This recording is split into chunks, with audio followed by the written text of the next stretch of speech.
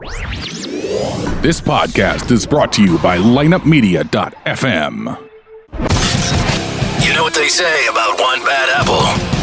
Well, we've got two. Gather round, boys and girls, and get ready for a different kind of story time. It's American Animals. All your favorite athletes, entertainers, and weirdos are coming to you like you've never heard them before. It's uncensored. It's not safe for work. It's a goddamn zoo. From the OC to oh shit. Join Erik, Bad, Apple, and Ian, Uncle Creepy McCall. Every Wednesday on Hot Button from 5 to 7 p.m. Pacific. American Animals on Hot Button. Get some. American Animals is here. What's up?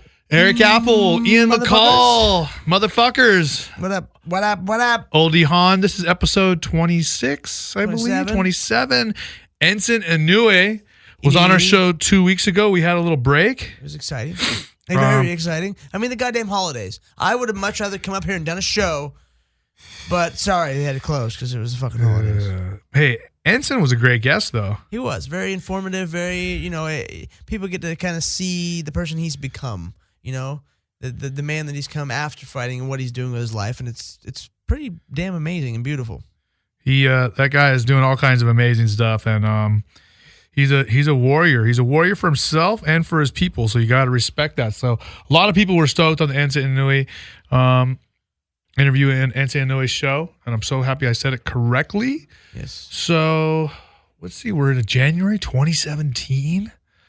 Welcome to 2017, bitches. I know, man. The 2016 went by so fast. It was crazy. That happens as we get older. It goes by. As we get older, yes. But man, 2016 would have been a shit year for the most part. I mean, honestly, I was able to get if you didn't get paid a lot to be good looking. Yes, and get a nice house and meet meet Alicia. But besides that, I mean, 2016 kind of sucked. Well, we lost some fucking awesome people. I know we did. Fucking lost Princess Leia. Fuck. I know. I mean, out of all the people we lost in 2016, like your boyhood crush, Princess. No, do you know what's weird? I never wanted to bang Princess Leia. I mean, I love Star Wars. I was obsessed with Star Wars. Yes. I never wanted to bring Princess Leia. I don't know why. If you don't know, he has Star Wars tattoos, people. Star Wars tattoos are actually really common. Okay, I'm just saying. A lot of people, like, there's entire magazines and websites devoted to Star Wars tattoos. They're very common, yeah. Okay. I mean, it's a style. That's cool, man. Oh, I didn't know all of your tattoos were just so meaningful. I mean, I'm not knocking your tattoos, but what I'm saying is I didn't know they're so meaningful. Giving you shit. Calm down over there. Let's touch noses and forgive each other. What about, did I tell you about the guy who showed up and just showed me his dark side tattoo, and I was like, whoa. I did not. So Babalu and I have these dark side tattoos. It's basically one word across, but it's what's called an ambigram. If you look at it one way, it says dark. If you look at another way, it says side. It works with a lot of different words. I actually checked, and white power works, just in case you wanted to get it. Okay, of course. And but this dude just rolled up. He's like, "Look, I got your tattoo." And I was in Newport somewhere. And I was like, "Your tattoo?" I was like, "Whoa, what? What the fuck?" I guess he met Babalu and just like went. And got, I'm like, "Bro, that was like." I was like, "Who all has the tattoo?" Me and Babalu and like one or two other people. Tanner got it. Ugh. I know you've tried to talk me into getting it. I mean, there's a few of us, and then this just random dude got it. Maybe I would get it as like a tramp stamp. That could be a perfect. I mean, it is pretty cool looking. You know it is. Sure, yeah. Have you ever noticed this? If it says dark this way, and then it says side that way. And then I see all adjacent houses, guys, hashtagging dark side on their shit. What the fuck is that? I don't know. They're not team dark side. He thinks he's team dark side. He's the dark side. That guy is like fucking. I know. Are you kidding me? The most PG. Yeah. People don't know. My agent is awesome. He's an amazing guy, but he's just so nice and God-fearing and such a good dude, like a genuinely good person. That's why he's my fucking agent. He's just an awesome person. And the dark side doesn't quite, it doesn't quite work that way. You're not that big of a degenerate, my friend. Yeah, definitely not. Definitely not. So let's see. We've been training. I've been training with you. You have. You show up almost every morning and I'm at the gym. And you. I've been going every night to Team Classic. Okay. Ian and I have been training at the Ruka training facility in the mornings with Jason Perillo, of course, and Daryl Christian. Other fighters that we see there are BJ Penn. We got Black Ian. What's Ian's last name? Just Black Ian. And then we got Tito Ortiz, Michael Bisping's Cyborg. there, Chris Cyborg Santos is there. A lot of people, and there's just a lot of gym rats, a lot of good dudes, and you get all of the AOJ guys, the Art of Jiu-Jitsu, a lot of high level guys in that realm. I mean, everyone Ruka sponsors a Ruka Sport. You've got the Mendez brothers and Ian Butler is his name. Yeah, you got guys like Bushesha or all these amazing talents that go around there. And plus, there's the Ruka headquarters. If you guys are in Newport or Costa Mesa area, it's like an artist HQ. They've got a big store where they sell Ruka stuff at actually a really good fucking discounts. You can get stuff for cheap. But they have all this artist stuff, a huge skate park, a bowl. They got all this cool stuff. So it's really interesting and it's cool to have a gym there because, it's a state-of-the-art facility. It's very nice. It's very clean. It's beautiful. And you're inside of this very creative place. So I'm definitely enjoying the move. It's something new and I like it. Ian Butler is his name. Yes. So we call him Black Ian because he's black. Because we have a white Ian and a black Ian, so it just kind of makes sense. The funny thing is he's super down with the nickname. He loves it. I call him I call him Guinness, right? Yes. Because his hair. Yeah. Because that's what I think. Black guys who make their hair white, they look like a bottle of Guinness, or a glass of Guinness. I mean, if he thinks it's funny, so I can say it if I want. Yes. I mean, if he said "fuck you," don't say that, I wouldn't say it. But he's down with it, so whatever. But it's funny. And then let's see, Rolk came by today. The Rolk came by today. Is it, so it's M120. M120 meals. We gotta get you on board. Is that they're gonna make you meals? Yeah, he told me. Okay, so I'm bummed. I'm sad. We'll have Gene on the show. He's a chef. He is a celebrity chef. I mean, he was the Fertitta's chef. He was Sir Elton John's chef. I mean, he's been the chef for a lot of big people. And now he's making meal prep stuff for all the guys, all of us, basically. And that's fucking incredible. I mean, the food is really good. Listen, I mean, I'm not gonna lie, I'm a little sad because now I have no excuse. Listen, I'm training in Ruka with you. I'm training at Classic, and I have someone offering to do all my meals. I better be ripped and fucking skinny, or I have no excuse now. Yeah. Fuck. Yeah, but by the time somebody gets there, you just be jacked. Fuck. Get on a cycle or two and just fucking blow it up. Dude, it's terrible. But yeah, it's good food and I'm excited. I asked Gene the other day, I'm like, what if I go hunt, kill a pig or kill a deer? You cook it up for us? He's like, fuck yes. I got a guy that will cook everything I want for me. It's awesome. All under one roof. I'm sad. Why? I have no excuse. I know. Well, don't be sad.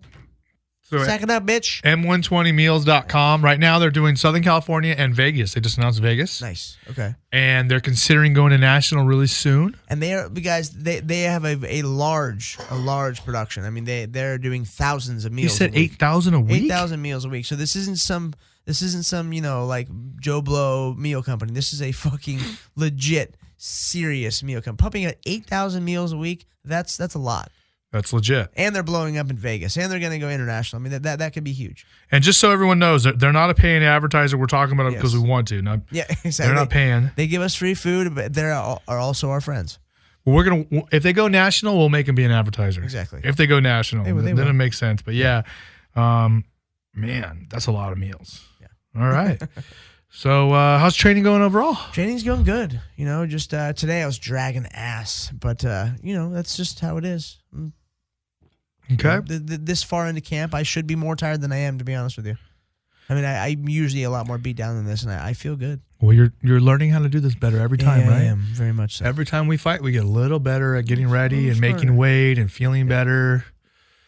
And it's like with the new coaches, things are different, and they're really taking everything into consideration with how my body has been over the last few years, just falling apart. So we're taking care of it in a much, much better way. Nice.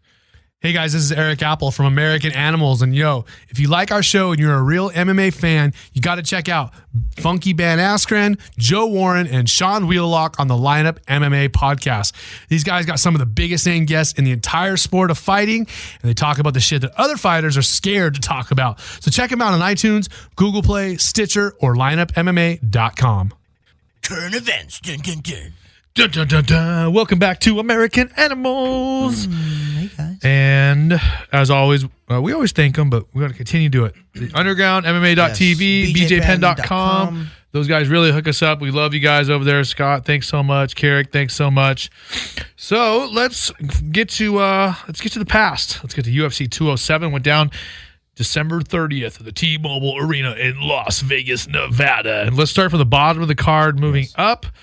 Some of the things that stuck out to me, Nico Price. I don't know if you saw that one on Fox Sports. He fought Brandon Thatch, who was got to be the world's biggest welterweight. He's like, and the biggest, upset in talent. The guy, from what people say, is so he's a killer in the room. I heard good at everything, and he just cannot put it together in fights. I mean, it's not unheard of, right? Oh no, it's just you hear it more than not. But yeah, I heard he just got beat up.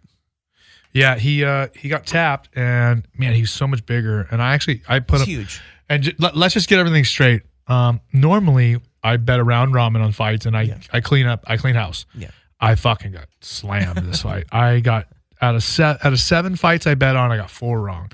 So Nico Price, for his first fight in the UFC against Brandon Thatch, and he won. Did you see Mike Pyle get KO'd? I did not. I missed that one as well. God, Mike Pyle's got fucking. I'm happy I didn't, because Mike's a friend of mine. Mike got one-shotted, fucking stiff arm in the air on the ground, looking headlock sideways. I saw the after the Yeah, his shot was no good. And Mike Pyle's OG. Yeah. Do you know his? A lot of people might not know this, but his first MMA fight was against Rampage, and Rampage was like 40 pounds bigger than him. So that tells you how long the dude's been fighting. He was fighting when it was no problem to fight someone 30 pounds, 40 pounds bigger than you. Yeah, a couple weight classes above you. Like, oh, no big deal, I'll do it. So moving on, Nick Magny and Johnny Hendricks.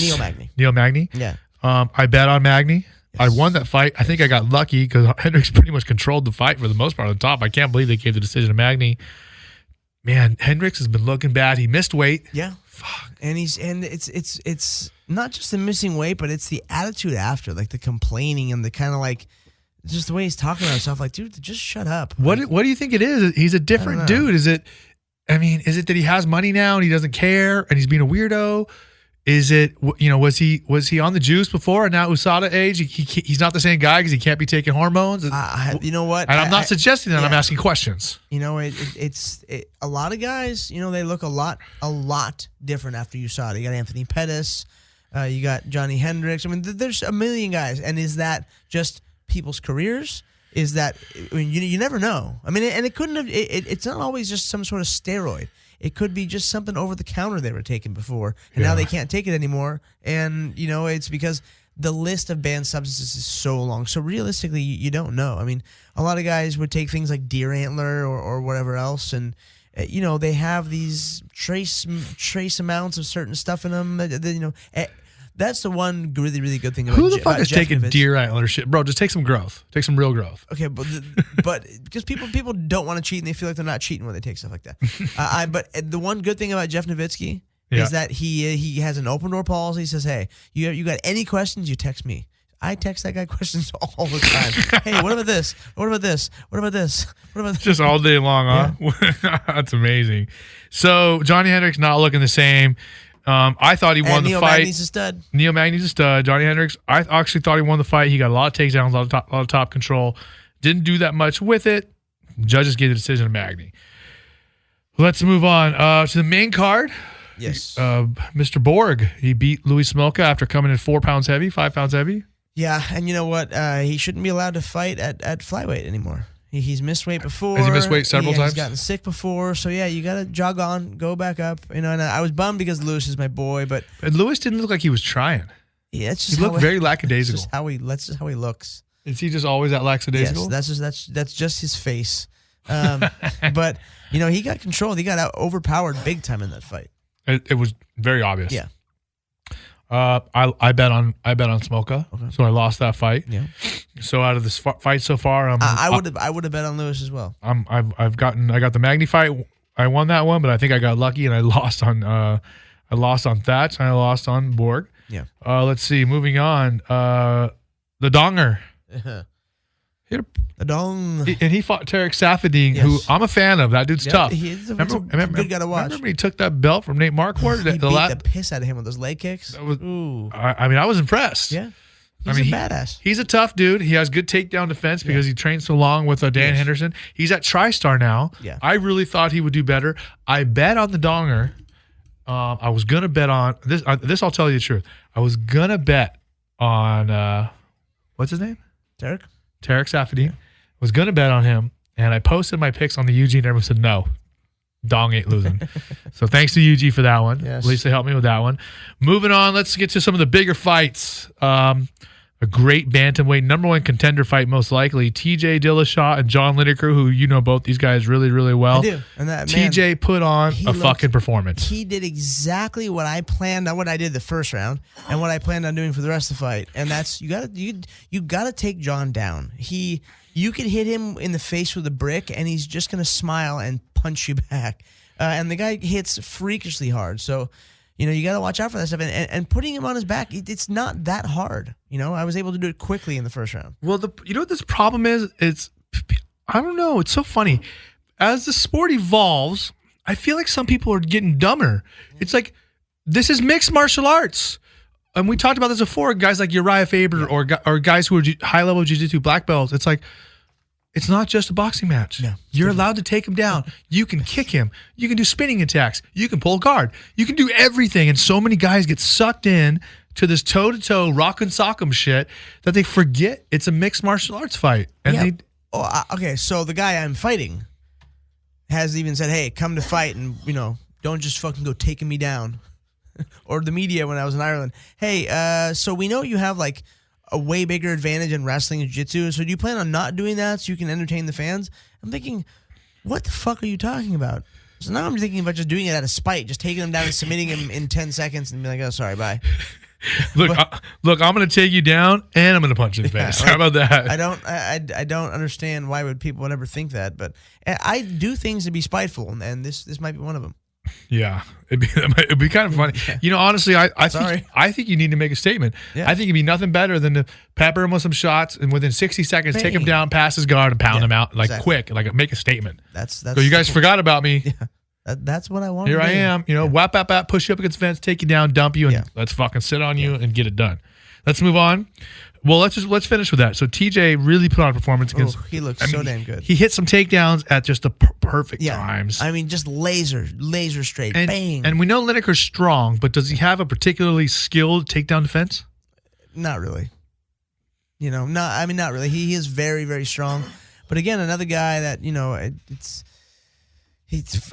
I've never felt anyone that fucking strong. Not insinuating anything like he Mexican supplements, but man, that guy was so fucking strong. He looks like a caveman. Yeah, he looks pretty strong. I don't know. Things were fishy. Well, look, in this day and age, it's got to be pretty hard for dudes to be getting away with shit now. Oh no, I'm saying I fought him before all the drug. That's true. Stuff. That's true. But nowadays, with these dudes getting some guys getting like Josh Barnett. Josh Barnett got popped the other day, but fuck Josh. But wait a second. I read that they tested him 13 times this year. So what does that tell you? It's weird, right? Yeah. 13 times in a year, he gets popped the very last time. Yeah, of course. He doesn't have a fight scheduled. So to me, I'm willing to bet it's going to be another one of these weird things that he ingested that he wasn't even. Yeah, that's true. And they tested him 13 times this year? Yeah. 13 times. Wow. Same with Brock Lesnar. When he got popped, yeah, he tested like 8 times in those 2 months before he failed for clomiphene. That's crazy. So it's like that is fucking nuts. It's like, look, if the dude pops the first time, all right, he's always taking shit. Right. But he got tested 8 times in the 2 months before he failed a test. Exactly. So it's not like he's so dumb he just started taking all of a sudden. And it's a thing with like Chris Cyborg. I know we're kind of getting off topic, but with Chris.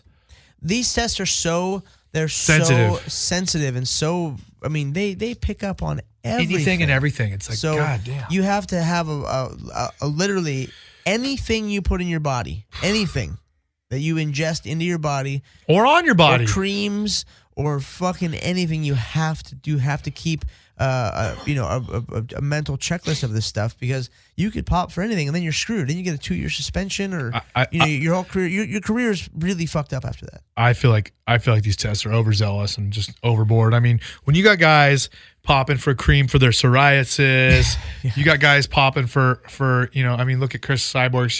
She took a diuretic. Yeah.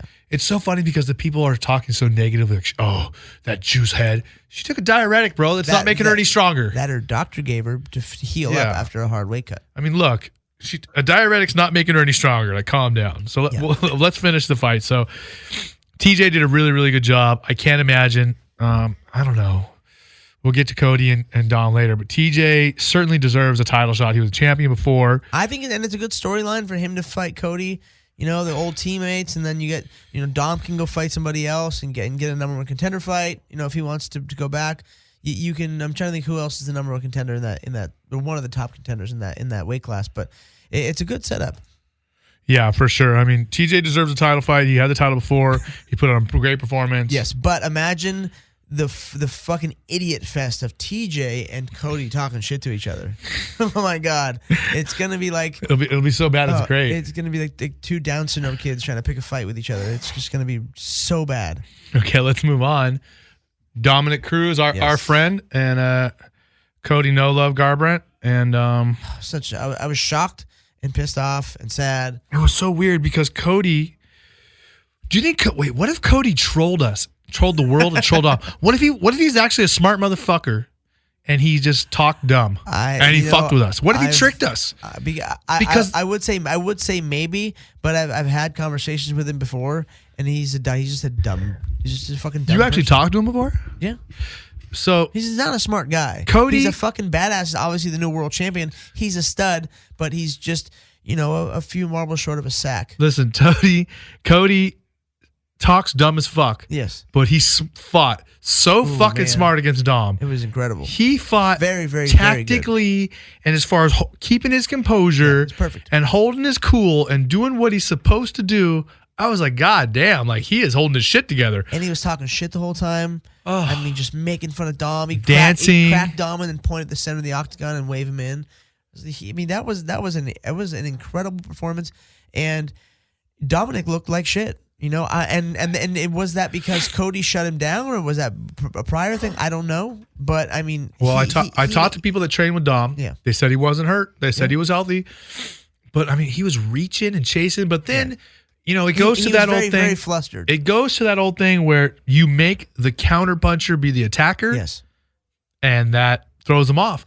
Usually, you got guys coming after Dom. He moves out of the way, counters, boom, boom, boom. They chase him and they chase him and they chase him. Cody just stood in the middle with his hands up, said, "Bring it." Yeah. And Dom came after him, and Cody was the one moving out of the way and hitting him. And he threw those clean, tight, straight shots. And then when Dom, would dip too far, he'd catch him he'd meet him in the middle with hooks. Everything was placed perfectly. Yeah, and Dom couldn't even get close to taking him down. It was.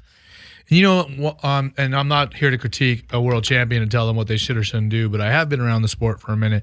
One thing I noticed Dom did not do is when he was lunging and throwing punches at him, he needs to follow every combination with a low kick. Because if a guy's weaving and bobbing his head out of the way, you kick him in the leg. At least you're gonna get the one thing.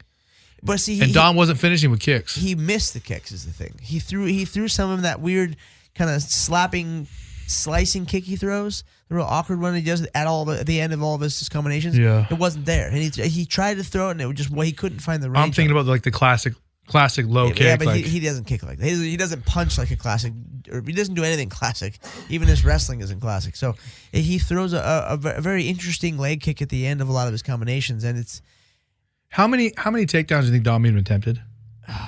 5. Maybe at most 5. I know he got shut down at least 3 times I can think of. I can't think of. He didn't throw very many, and he definitely didn't do them at the right time. No, I think he got Cody's leg up once, and Cody just had balance. I mean, it's like everything went from going so well for Dom to just all fell apart at once. Yeah. And I'm not going to lie. I think if Dom fine-tuned his shit, I think it's still a winnable fight for him. I don't think it's like, oh, Cody's got his number. Like, I think it could go either way. Cody definitely had his number the other night, but I don't think Dom is out for good. Like, no. He could put together a game plan and come back and make it a competitive fight. I think so too. He definitely could. And it's even though he lost, it wasn't a crushing defeat. He just got outworked. He got outsmarted.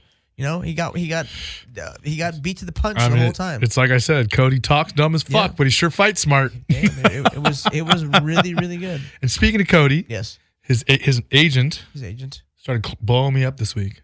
Who is Ali? Yeah. Fuck that guy. I need he said, and I know what he wants. I know he wants me to put him together with either Monster or Rockstar.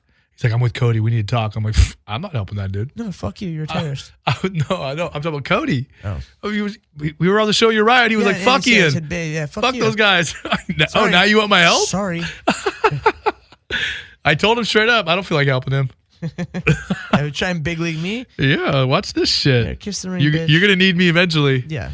All right, let's move on to some other results. Did you watch any of the Ryzen tournament or the Ryzen fights online? I watched Gabby's whatever, not fight, whatever that was.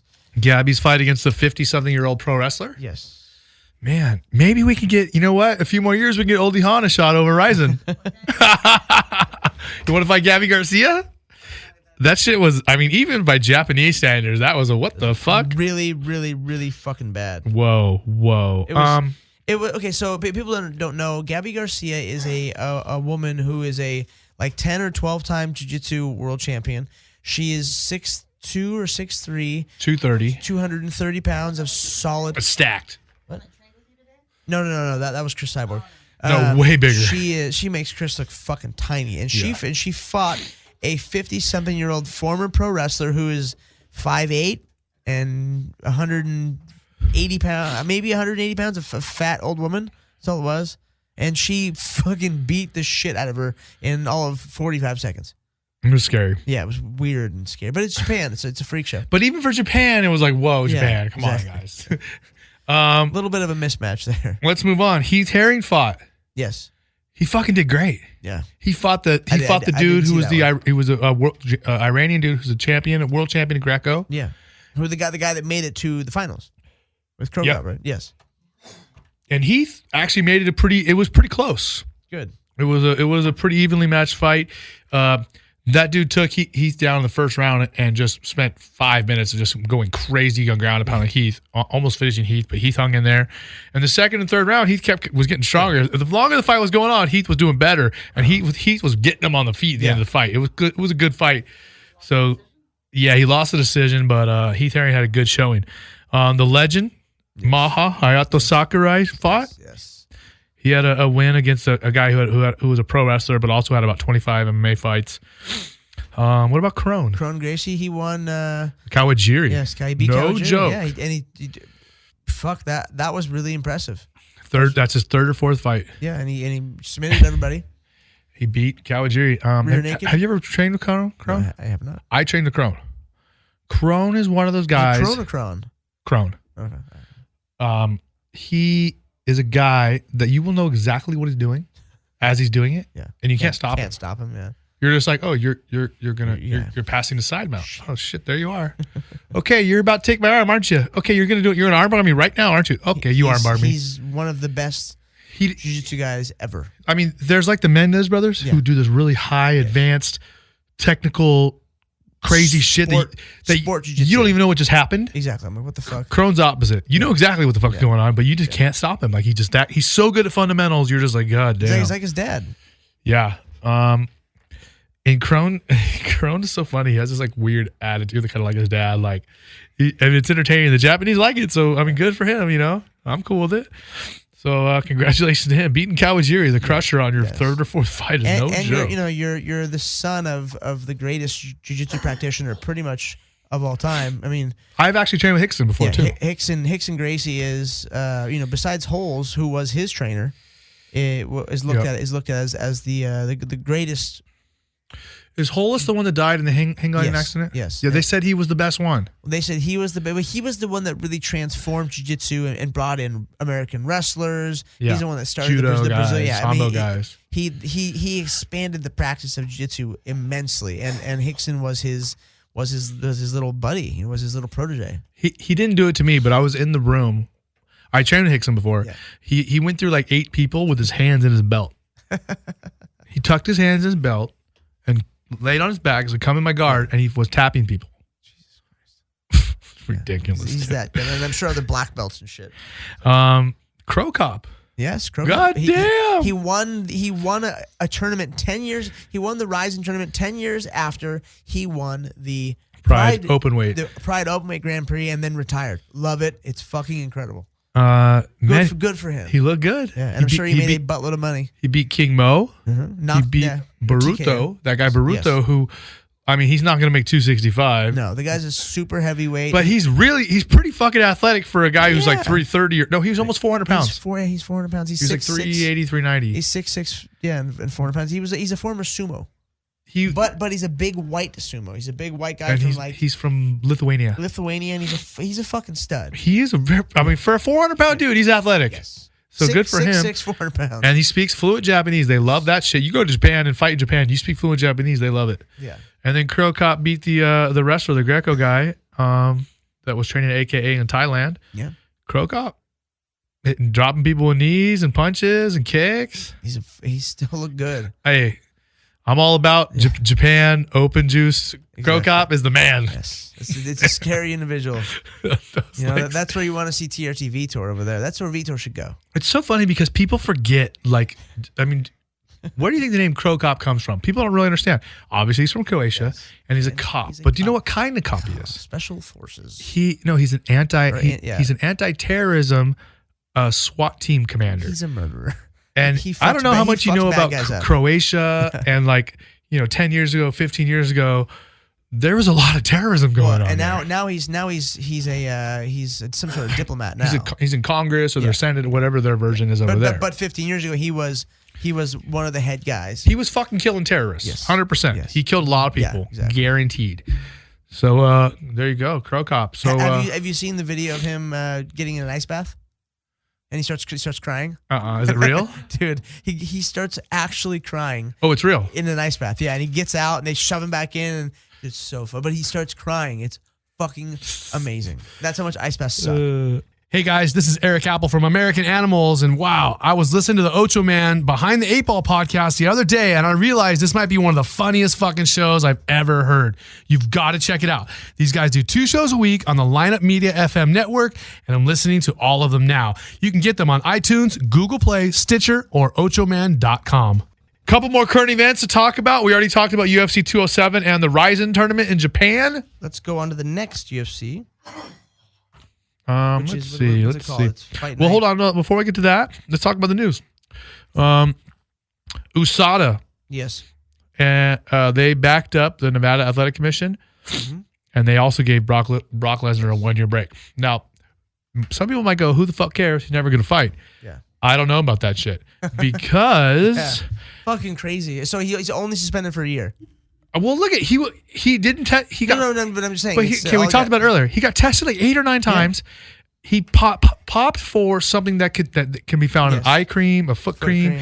An inhaler. Eye cream. It's not like they said it's something for his eyes. Oh. So it's not like It's not like he got caught for taking Winstrol. Yes.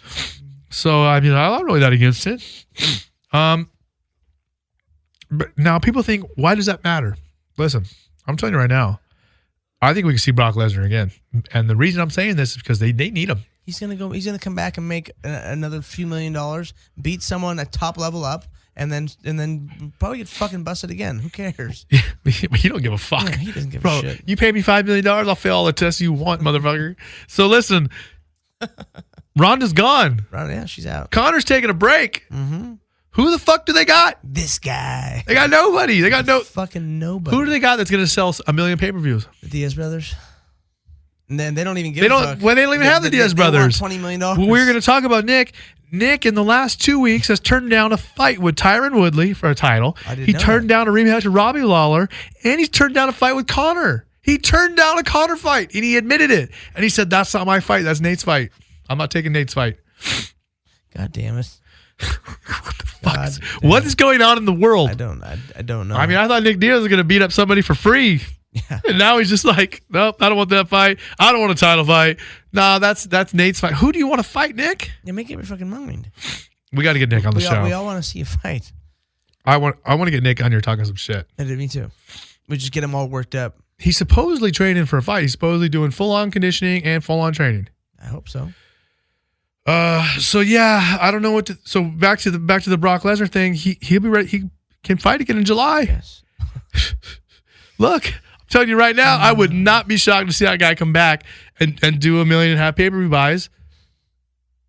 Fuck it. Yes, so they need him. In 6 months, Hey, listen, WME, IMG took out a $4 billion loan. Yes. Now, you know what a That's mortgage is insane. like, right? Yes. Imagine the interest on a $4 billion. I think they only got Two. $3 billion No, or they $2 got billion loan. $2 billion was loaned to him. So imagine the fucking interest, the kind of money they got to pay. Yeah. They got to make some real money. I can't even fathom. I mean, how you much know it's these people that already saw Yeah. saw Ronda get killed and just goes, oh, fuck Damn me. it. Now what do I do? No. Connor goes, I'm having a baby. I'll see you in a year. He's like, oh, fuck. Please, please come back. Nate's going, don't call me until you got 20 million, bitches.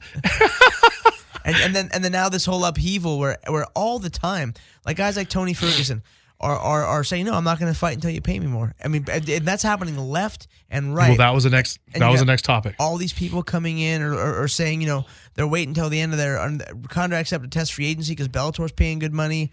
You got Ryzen. I mean, this shit could hit the fan real quick. And granted, I think that these, you know, like the MMAAA or whatever the fuck, you know, all these unionizing type of things aren't going to happen for a long time. They're not going to work. It's going to be a while. But I think that you know, just the content being out there is making everyone start to get a little uneasy and start working a little harder to get more money. Well, you brought up Tony Ferguson. That was my next topic. Yes. So Conor McGregor is the lightweight champion. And We all know that the top two contenders are Khabib Nurmagomedov. yes, I said that good. Nurmagomedov. Khabib. Nurmagomedov and Tony Ferguson. Yes. Now, Tony Ferguson and Khabib really want to fight. Now, Tony Ferguson said, I have outperformed my contract. Yes. Those are his words. I outperformed my contract. They need to give me more money. Yeah. Well, it's a contract, so you're fucking stuck. And he wants to be paid the same amount of money as Khabib. Yes. But I didn't from what I looked it up, and Khabib doesn't get paid that much. Well, somehow he must get paid under the table or some shit in the back end because his reported income is not huge. No, and somehow Khabib is saying he'll pay Ferguson $200,000. So then that was the next thing. So Tony Ferguson said, I'm not doing this fight. Yeah. So I actually love how this shit goes. I'm not doing this fight unless I get paid the same as him. They're like, well, you're not getting paid, then you're not getting paid the same as him. So then all of a sudden they make an announcement. Jose Aldo is moving up to 155. He's going to fight either Conor or Khabib. Like, I love the games, right? Exactly. And then we got fucking Khabib coming out of the woodwork publicly saying, I will fucking give you another $200K to fight me. So you have no fucking excuse. So, you know, he's got some Russian oligarch backing him who's like, fuck it, I'll give you, I mean, I wonder if he has these oligarchs who are just giving him money because he's the man. I'm sure they're just taking care of him. Whatever you need. Dudes who own oil fields and shit and gold. They have a different kind of wealth. I mean, they have multiple billions of dollars. So they're just you're worth $6 billion. You could fucking hand out $200,000 a day to homeless people and be fine for the rest of your life. I mean, Nurmagomedov is. I mean, he's the only real Russian that's standing out. He's Dagestani, which is like the toughest people in the world. Yeah. I just crack up thinking about his situation because he says I don't care about the money I'm making. Yeah. So what does that tell you? That means he's getting money from other places. They're just giving him money over there. I guarantee his life in Russia is probably pretty fucking sweet because he's already a legend for sports. I mean, when you're a sports star over there, they adore you, and he is this UFC star, and his dad was a star, and dad a national coach. I mean, I'm sure his life doesn't suck over there. And Ali's his manager too. Yeah, God damn it. Why the fuck people use it? I love the tweets that dude sends for people. So stupid. So fucking stupid. I love when he accidentally, multiple times he's accidentally tweeted from his account when he's trying to tweet from like Frankie Edgar's or he sent a tweet the other day that was supposedly a tweet from Khabib, but he sent it from his own page. And everyone goes, are you trying to be Khabib? Like, what do you do? An idiot. Ali's funny. It's funny because everyone has these beefs with him. I've always gotten along with him. I'm all right with him. Other people may not feel the same way, but let's move on. I don't like him. Let's move on. The next thing we're going to talk about is the reality and the possibility of having a UFC fight in Russia. Supposedly, Ari and Dana have already been there. That's a huge market. That is a fucking huge market. So I wonder if that's where this money's coming from. Habib's like, yo, I got 220 million people in Russia watching me fight in UFC. Guarantee. If you fucking want to do well over here. And I think they also told him, this is the rumor, that they had meetings in Russia with the big cable companies Yes. and the providers and the government people. Which is all owned by the fucking same people. Yeah, they told Dana and they told Ari from WME, don't you even fucking dream of having an event here without having Nurmagomedov fight. You don't even think about it. Oh, yeah. He's obviously the main event. You're crazy if you yes. think you're not going to have him. Like, they said that to them. Oh, I'm sure. they do and say whatever the fuck they want. That's why a big reason why I like them. They're fucking. Yeah, it's a different world over there. I love it. I mean, when your president's got a black belt in judo, you're pretty awesome. I'm down. Riding horses with fucking No machine gun shirt. in hand, no shirt on, flexing on people. I'm so down for it. Yeah. I love it. But think of the money. I mean, I'm sure if he goes, they put on a show in Russia, and they put it on TV. Imagine the points or some sort of the back end pay that Khabib will get because he is the star and that whole country will watch him. I mean, they will watch. No, him. they're talking about selling out one of the stadiums and that they did in Sochi for the Olympics. Yeah, either they were one of the Like 100,000 seat stadium. One of the soccer stadiums God. for the World Great. Cup. Now, hey, do you think they allow booze served at those places? Could you imagine how scary that'd be? do. To give 100,000 Russians vodka at the fights. That country loves to drink. God, That can you country's- imagine? I mean, they get down drinking wise. I can imagine. They all make homemade vodka at home. No, I know. Moving on. I don't know if you saw this week, Michael Bisping and Tyron Woodley Yes. going at it. I watched and the they had video. kind of a friendly beef, but they said they want to fight. Now, I think it's nonsense. Like, you think, what you guys think just you guys can make up who you're going to fight and the UFC is going to go, okay? Like, I don't get it. Yeah. Like, UFC's got plans for you guys. Like, what are you talking about? Like, Tyron, they're trying to match him up either with a rematch with Stephen Thompson or trying to put him against Nick. They're not going to be like, yo, what the fuck are you talking about? You're not making your fights. We're making your fights, guys. Yeah. I mean, We have a plan. to be Slow honest, down. I'd be entertained watching Woodley fight Bisping. Yeah. But I don't think in a million years it's going to happen. Do you? I see Bisping out hustling him for a while. He's a bigger guy, real rangy. I just don't see it ever happening is what I'm saying. No, I don't see it. I mean, sure, they agreed to it. And they planned on it for the date, but you guys don't make the rules. One thing I forgot to bring up, did you see anything from World Series of Fighting? I did not. John Fitch Yes. won a decision over Jake. Yes. Jake wasn't too happy. I'm sure. I texted him right after the fight. I said, I love you, faggot. He responded, Yes. thanks, fag. I love you too. I know he's bummed. Yeah, that's never fun. I know it was a relatively close fight, though.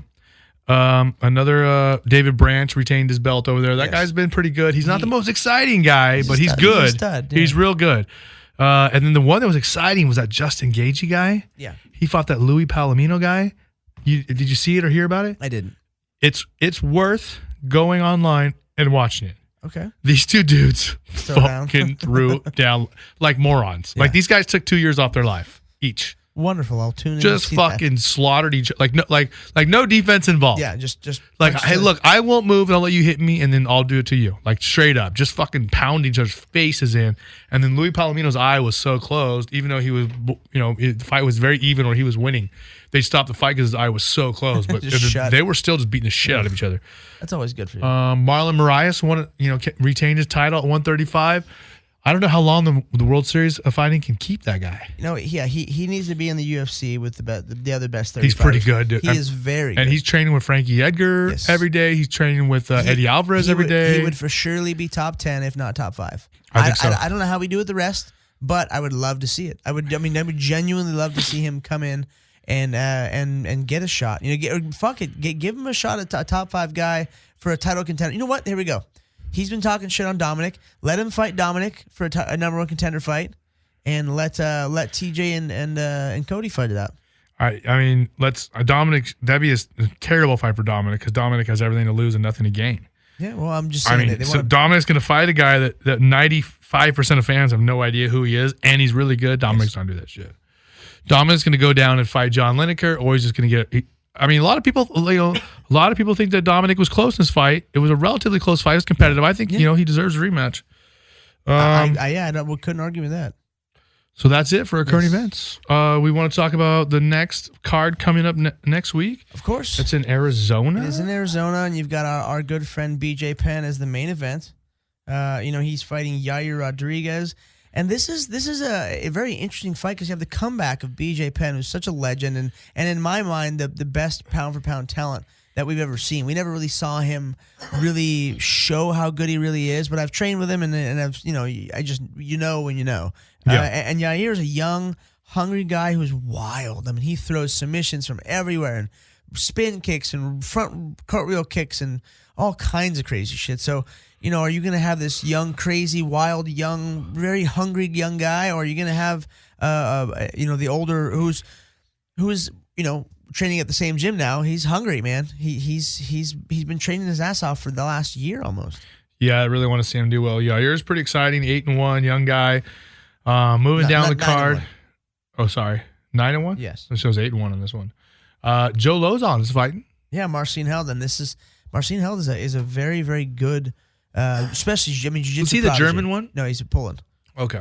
Yeah, he's a They're neighbors. yeah, he's a jiu-jitsu prodigy. I mean, he's Okay. really, really, really, really good. Pretty exciting. I don't know, it was a welterweight or middleweight fight. Court McGee and Ben Saunders. Yes, that's going to be a tough fight because Court is exactly his nickname, the Crusher. He is just a crushing kind of guy. That's how he works. He looks to crush you. He's an odd dude, huh? Yeah, he is. And He's a different guy. and Ben Saunders isn't the most normal guy either, but he is tricky, man. That dude is good, and his jiu-jitsu is really good. Nice. Moving on. Brian Caraway, they said he pulled out today. I saw he was fighting Jimmy Rivera, Jose Formiga, and Sergio Pettis. Anthony Pettis' younger brother. No, it's Moraga versus Pettis. Okay. Yeah, John Moraga versus Pettis. I'm on the UFC app. Oh, I'm on the wrong one. I'm looking at MMA Weekly. Really? Damn you, MMA Weekly. Yeah, it's John Moraga versus Sergio. Maybe it's wrong. No, I'm sure the UFC site's correct. But yeah, so you got Anthony Pettis' younger brother Sergio, who is a stud. You've got John Moraga, who's a douchebag, and a rapper, and just a fucking overall just seems like he sucks. But Does he really think he's a rapper? no, he has an actual rap album, like a lighter shade of brown type shit. The fuck out of here. But I'm serious, and I think that Moraga's he's good. He's ranked number 8 in the world for a reason. The guy's a stud. But I think Sergio is.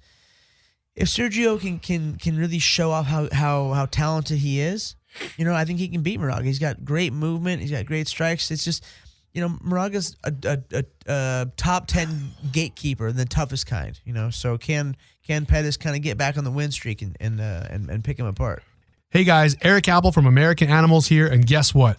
Audible is offering a free audiobook download with a free 30-day trial to give you the opportunity to check out their service. And you get it right through our website. I'll tell you one example and a great thing I would recommend. I'm a Star Wars fan, and the best thing to do is listen to audiobooks, the Star Wars audiobooks. They're great, and they have awesome sound effects as well. So download your free audiobook today. Go to audibletrial.com/animals. Again, that's audibletrial.com/animals for your free audiobook, or check out our website, www.2americananimals, and that's the number 2americananimals.com. Welcome back to American Animals. Erik Apple and Ian McCall hanging out. Make sure you check us out online. Our website, the number 2americananimals.com, at 2americananimals on Facebook, Instagram, and Twitter.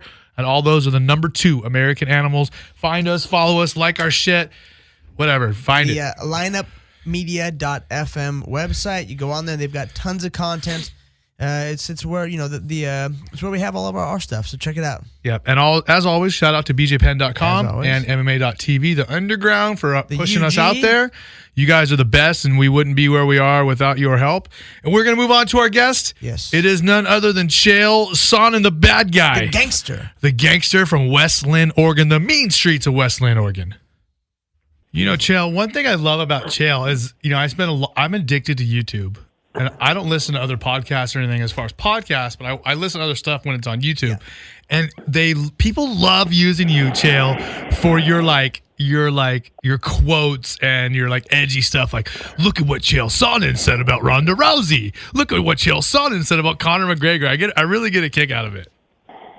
I appreciate that. I guess it's a compliment. I don't know that. I don't know how to monetize that or what those guys are up to. I'm not much of a YouTube guy. Maybe I should be putting my own clips up there, but it is always a compliment and flattering when somebody takes something you said and cut it up and edit it and then puts it out. another time. That's a good way to know, okay, well, that hit, that resonated. Well, Chael, as someone who's, late in their life learned to be a master of media, you of all people should know that no press is bad press.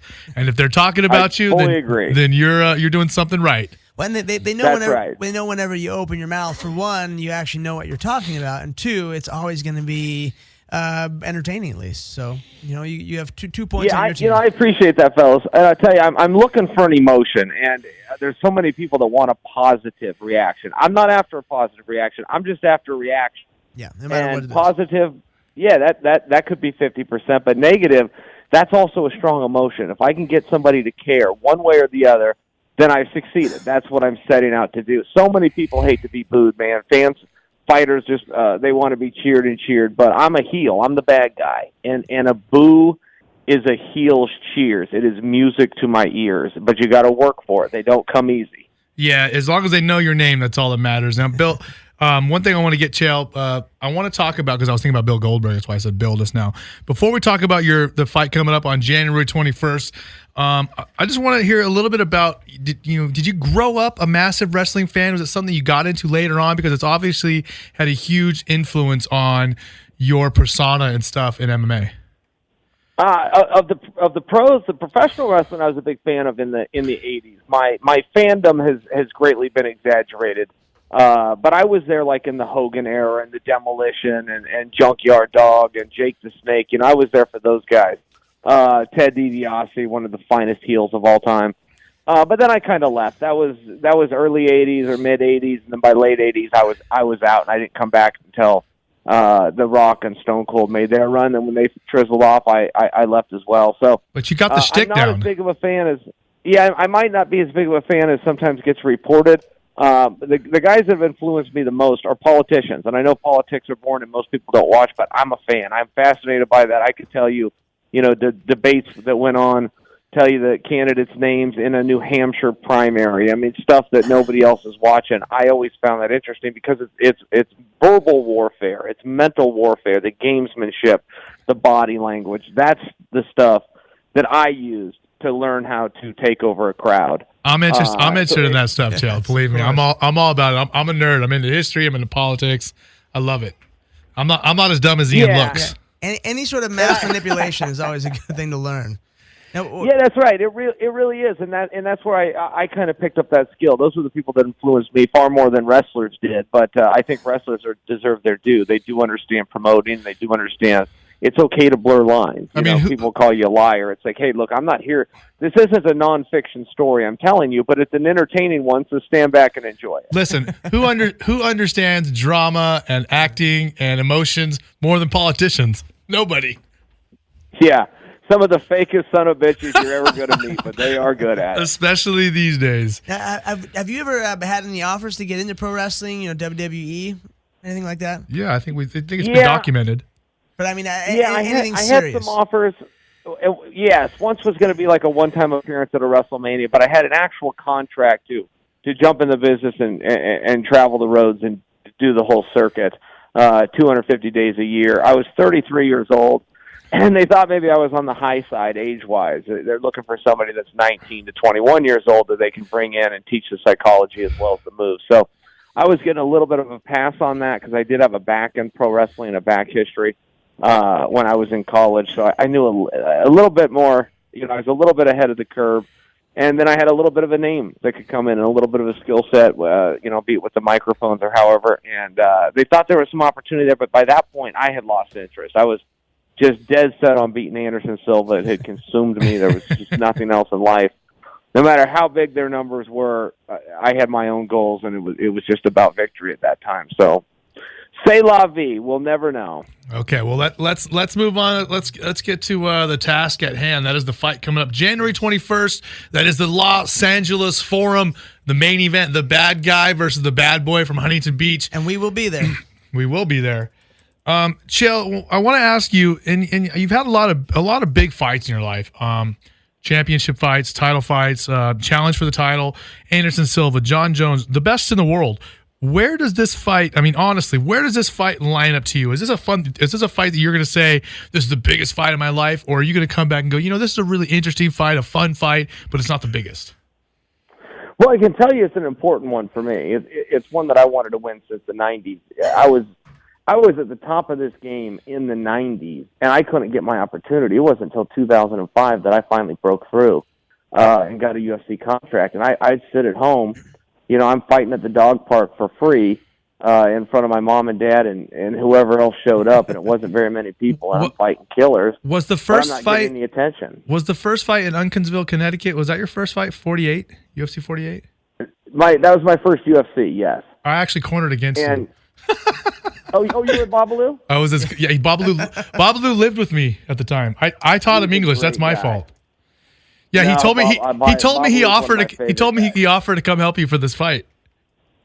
He did. He absolutely did. And I don't know if that's because he liked me or if he has something with Tito. He didn't elaborate, but it's a combination. He hurt his eye, and his eye is getting better. But yeah, I've got great memories of that night, and you know, my frustration did come from. Man, it's a hard business to break into, as you guys know, and the sacrifices and the struggles and the dedication and the flat out patience that you have to try to get into one of these shows to get a little opportunity and exposure, man. It's tough. And I was going through that, and I was Tito was the champion of the world. I'm going, guys, I'll whip his ass right now. I'm sitting in a room full of my friends, my family. I'm saying, guys, I'll whip him right now. I whipped him when we were kids. I will whip him now. He wouldn't even be the world champion if I was in that organization. And that is the contention I have made from day one. Now, I'm either right or I'm wrong. But on January 21st, we're going to find out. All my friends and all my family that I've been telling for 20-some years, I was the best fighter in the world a decade before I got my break-in start. They're all going to be watching to find out, was Chael telling us the truth or is he wrong? And that's what this fight's about for me. So is this the biggest fight I've ever had? You know, for me, it was for a world championship. This isn't for a world championship, but I can tell you it's important, it's meaningful, and my grassroots life of friends and family and neighbors and teammates and coaches, I have been telling them from day one in the 90s, that guy would not have the belt if I was there. The guy with the mohawk and tattoos on his skull running around looking like a fool, he never would have had the belt had I been in there. But it was an opportunity issue, man. I had a great team back then. Well, and it was different back then. Champions. Yes, it's not like today when there's a show every week, and I see guys with 3 fights in the UFC now. Yeah, that's right. I had guys, just in the room that were my mentors and training partners. We had 3 world championships in the room, so I knew exactly where I stood. And I can tell you, there was only one guy alive in the 90s that could whip my ass, and his name was Randy Couture. And he was your coach, right? Yeah, that's right. And as far as Tito and these other guys, I think they had great careers. I don't want to diminish what Tito did. He's a stud. He's just not me. Yeah. Well, see, I know a lot of people don't know this, but you guys wrestled in college, and you ended up sticking him. You pinned him in what, the first round, second round? What first minute. First 60 minute? seconds. So first minute. I now train with the same coach as Tito. I train with Jason Perillo now. I just started for this most recent training camp I've had, and to be honest, I mean. It's still that pisses Tito off. I mean, so you're the guy that's stuck in his head. You know, you're already there. And I know wrestling in high school and college, you get beat. You always have a thing. You don't forget. You do not forget that, and he has not forgotten that at all. So and that flatters me. Tito, I never would have brought this match up. I didn't know the tape was going to surface. Even when I was trying to climb the ladder, I never mentioned that. But Tito brought it up, and I was flattered by that. You know, this is the guy that went on and won the world, and he knew I was jealous. He knew I was chasing him, and he put me over. He's the one that put me over and said, "Actually, that guy pinned me, and it was my birthday, and it really defeated me, really broke me at that time of my life." I didn't know any of those things, but I was grateful. I thought that was a cool move that Tito brought it up on my behalf. Now, Chael, I'm going to ask you a question, and it's going to sound like I'm being more negative about Tito than I'm really trying to be, but I'm not. But as one of the reasons that you looked at Tito and said, I know I can whip that guy's ass back in the day, I mean, if you really look at his record, he was fighting a bunch of middleweights. He wasn't fighting 205ers. He was fighting Frank Shamrock, who's really a 185er, and Vanderlei Silva, who's really a 185er, Yuki Kondo, Evan Tanner, Elvis Sinasek, Vladimir Mudashenko. I mean, Sinasek and Mudashenko, you could say, are small 205ers, but the rest of those guys are 185ers. I mean, Tito really built his name by smashing middleweights.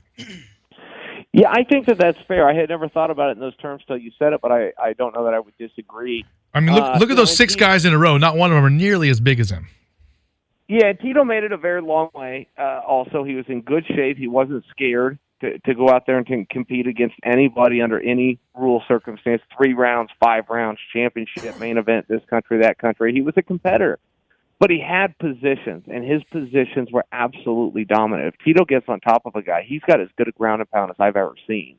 And, as I'm getting ready to go into this fight with him, I don't think he's got a lot of opportunity. I don't think he can keep up conditioning. I don't think his body's held up. I don't think he's as fast. I could be wrong, but this is what I think. I do acknowledge if he gets on top of me, he's going to hurt me. He's hurt everybody he's ever got on top of, and I don't want to be underneath him. Now, Tito is, styles make fights.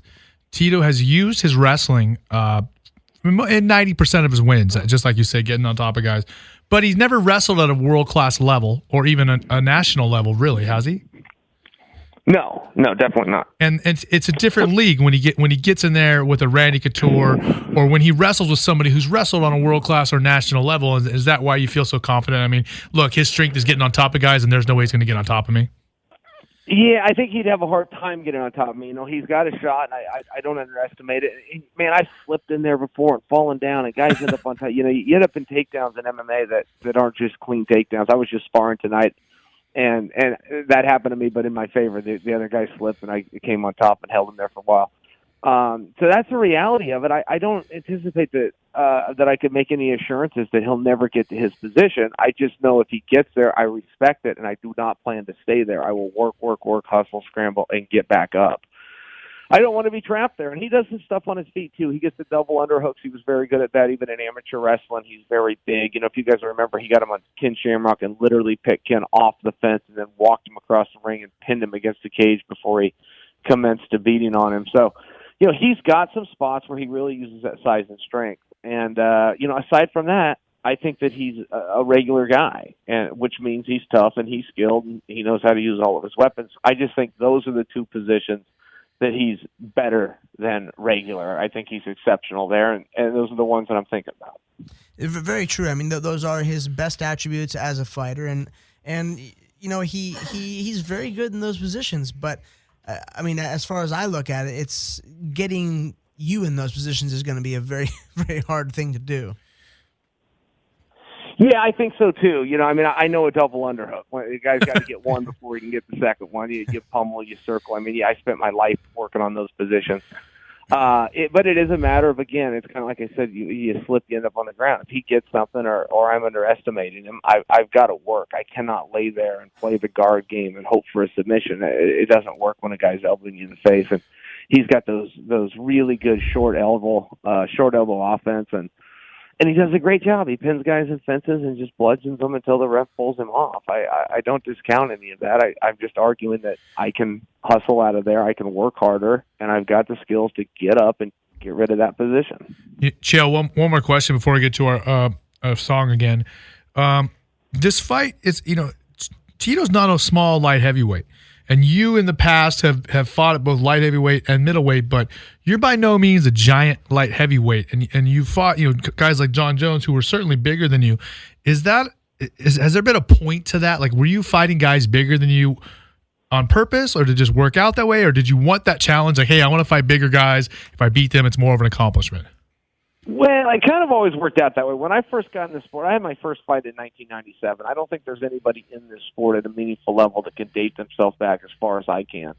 And back then, we didn't have weigh-ins. Your coach would send a list up to some other gyms and his coach, and they'd look at the list and who weighed what and what their sizes were, and that was it. And I always had these guys on my team that would lie about their weight. They would lie and try to take 20 pounds off. And, they wanted to be the bigger guy. So I would lie, too. I would just say I was 20 pounds bigger than I was. That was my way of setting an example for these guys that, don't be a bully. Yes. If you're gonna stack the deck, man, stack it against yourself. Don't try to cheat some other guy from across town. So I started fighting in the heavyweight classes. I show up to weigh-ins, be like 193, fighting guys that were 2 1/4, but I was proven a principle at that point. So, that's what invigorated me. That's what I hung my hat on was, I've got the moral correctness on my side. And, I went out there. My dad didn't know what we were doing, so he stayed home. My dad was a big fight fan, but I guess I didn't explain it to him well. It was called Vancouver Kickboxing, and we were going to do pancration, and he didn't know what pancration was. It's like, Dad, I got a fight tonight. And he's like, what's this band creation, you know? So my mom went with me. My mom went. She was the corner man. I love it. And she filmed it and came home and showed it to my dad. He's pissed that he wasn't there. Took it to work, showed it to all of his buddies. That's 4 awesome. or 5 times over. Yeah, he made him just keep watching it. That's But quite the a- point was, by the way- Punch him, honey. Punch him. By the way, that's quite a drive from Oregon. That's not a short drive to Vancouver. No, it wasn't easy. No, it took all day. We jumped in the car on Saturday. We made it. And How then old went were on you at this back, point? but I was 19. Nice. Yeah, I was 19 years old. I was still in college. I drove up on the weekend, grabbed my mom, went and did this competition, and came back. But the point I'm getting at is, I never really cared about guys' size. And then a guy I look up to, Dan Henderson. Dan Henderson did his best work at heavyweight, from beating Big Nogueira to beating Fedor Emelianenko. He was one of those guys where size did not matter. He liked being a little bit faster and being able to make sure his conditioning held up. So he always took on the bigger guys. And, he influenced me too. So where it goes or where it comes from, I don't know, but I really don't care what guys weigh. I think it's a little weird that we weigh in. I think it's even weirder that people come and watch, guys get naked and step on a scale for 2 seconds. I think that whole process is a little bizarre. It seems like it should be a little more private to me. But if it helps to sell tickets and it's part of the business, then we all got to play along. But I really don't care what a guy weighs. This is Erik Appel from American Animals, and if you're a real MMA fan, you know all about the UG. That's the Underground and mixedmartialarts.com. I'm on there every day, and so should you be. I'll tell you what, they do a podcast on Lineup Media FM every week, and it's hands down one of the best MMA podcasts out there. They get huge guests, and they do an incredible job getting access to every part of the sport. Check out the show on iTunes, Stitcher, Google Play, and ugpodcast.com. All right, welcome back. That was Future here on American Animals. You're listening to us on Dash Radio or on the Lineup Media platform on our podcast. You got 2 choices to find us out there in the world, and we thank you for listening to Erik Appel and Ian McCall. Lineupmedia.fm, people. And we still have Chael Sonnen on the phone calling us from Westland, Oregon. And let's talk about Oregon, Chael. You train at home. You basically train with your small group of guys. I was actually talking to Daryl Christian about this the other day, and he said you just kind of have your little crew of guys and you do your thing and you believe that's all you need. Yeah, that's right. I've got a coach, Fabiano Scherner. I do what he says. He owns the gym. He says when practices, and I make sure I show up, and that's really it. But yeah, Portland used to be a real hotbed. We had Evan Tanner and Randy Couture and Matt Lindland and Dan Henderson. If you were looking for an easy round, you'd grab Ed Herman or Chris Lieben. And that's not meant to be Benji an insult Raddick. to those guys.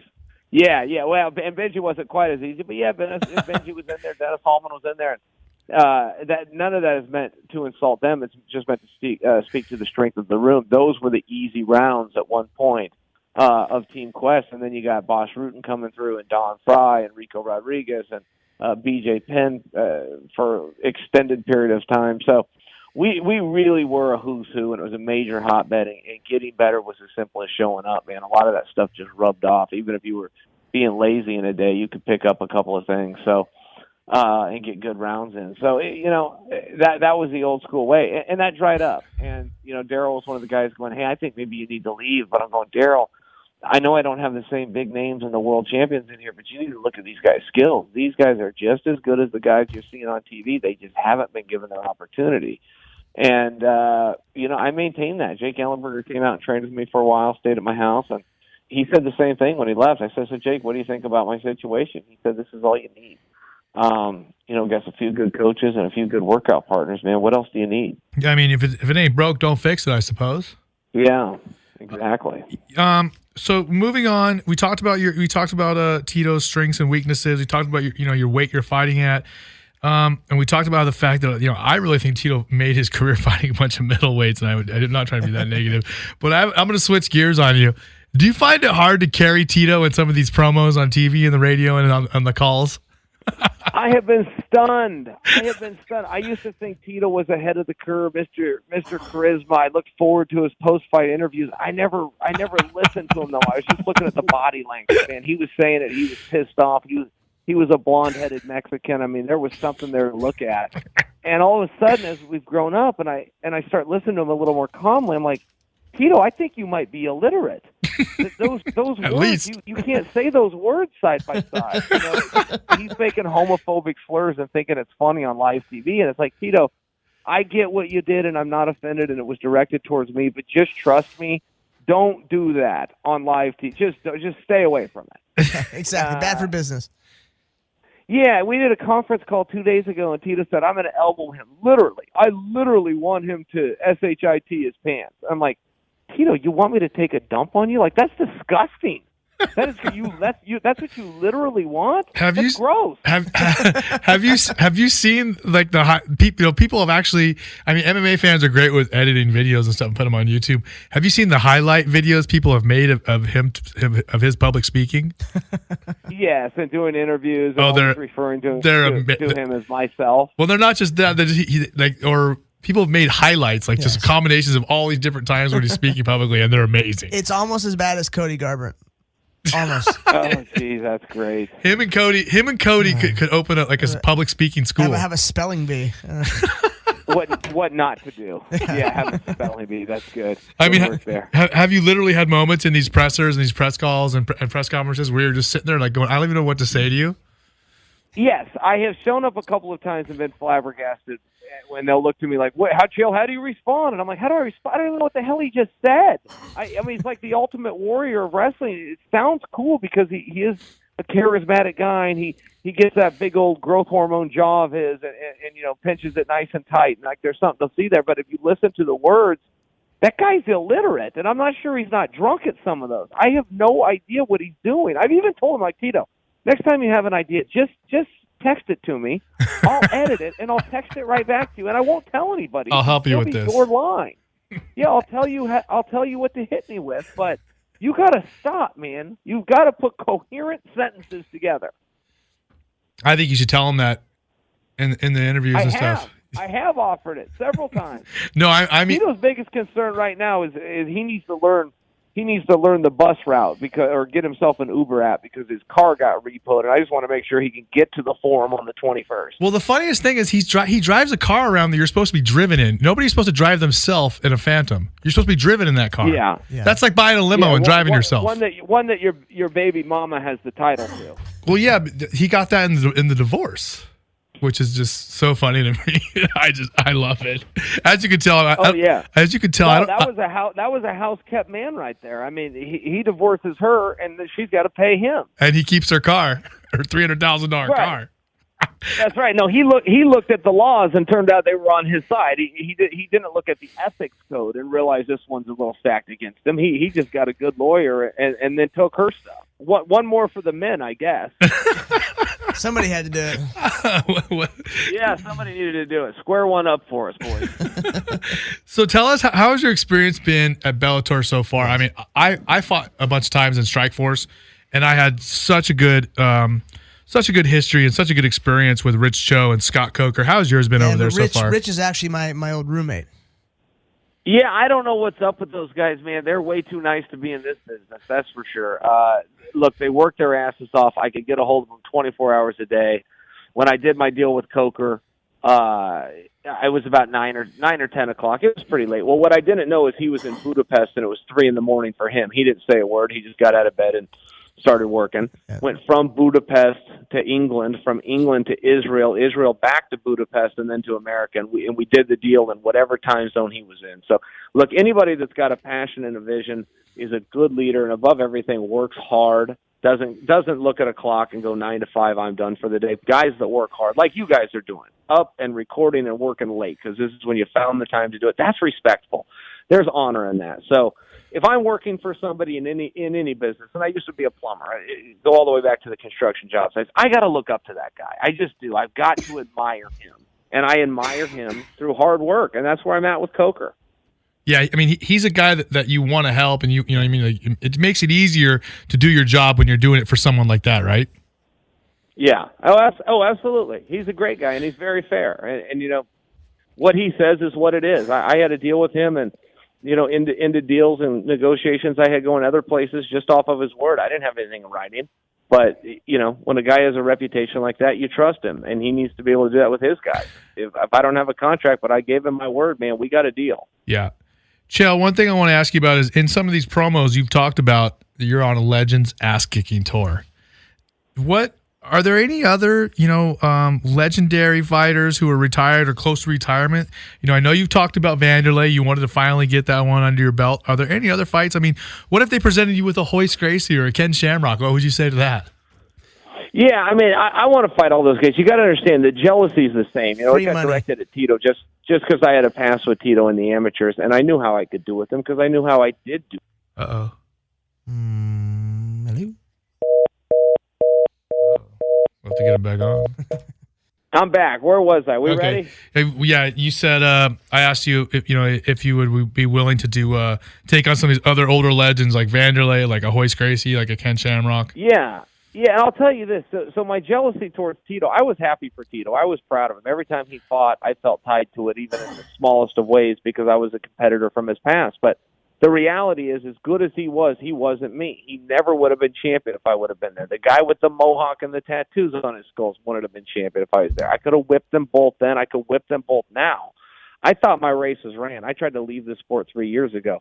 I'm sitting back and I'm watching all these prima donna pretend fighters pulling out of fights, because this hurts or that hurts or not making weight for fights. I'm going, guys, you're missing the point here, man. We're privileged to be able to do this, and there's a level of professionalism that we've got to do it at.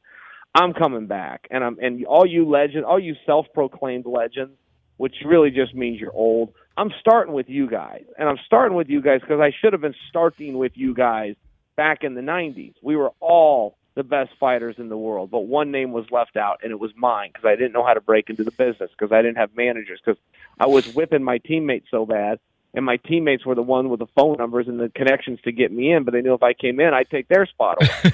So, it was just the reality. It was just the spot that I was in was a very tumultuous and very unpositive situation. The training was great. But I was surrounded by guys that when they got up in the loft, they pulled the ladder up behind them, and it took me a number of years to realize that. And as soon as I did, I went into business for myself, and I was in the UFC 2 months later.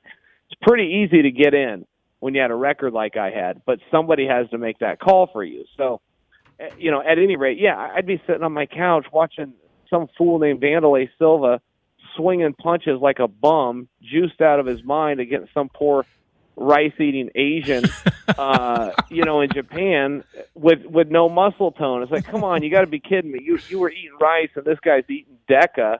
You don't have to put on your Colombo rain jacket to figure out how this one's going to go. And I remember being on my couch, paying my money that I barely had, scraping a few guys together so that we could pitch in the money to watch the show. And I'm going, I will beat this guy right now.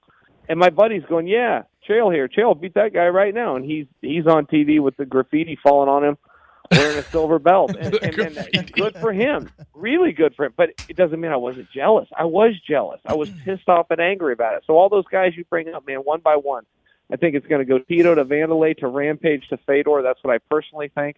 I like that I've lineup. talked to the guys at Bellator. Yeah, that's what I think is going to happen. But eventually somebody's going to have to go fight Phil Davis too.